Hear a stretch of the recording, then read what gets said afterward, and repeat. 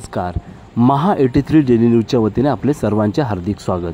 आज दिनांक 17 एप्रिल 2024 रोजी रामनवमीनिमित्त बाणगंगा सुभाष मित्र मंडळ यांच्या वतीने भव्य प्रमाणात आज रामनवमीनिमित्त साईबाबा यांची पालखीचा सोहळा संपन्न झाला.